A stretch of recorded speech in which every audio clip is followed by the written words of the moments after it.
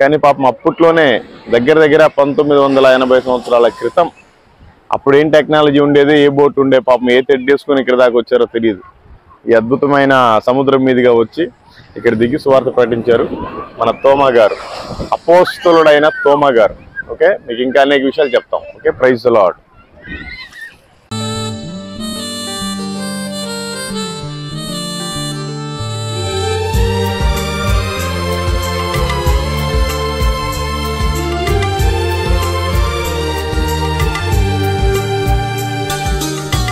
తెల్లబారిన పొలములు చూచి తెల్లవారక ముందే లేచి ఉల్లము దేవుని ఆత్మతో నిండగా ఉల్లాసముతో కూర్చెడి వారిని ఉల్లాసముతో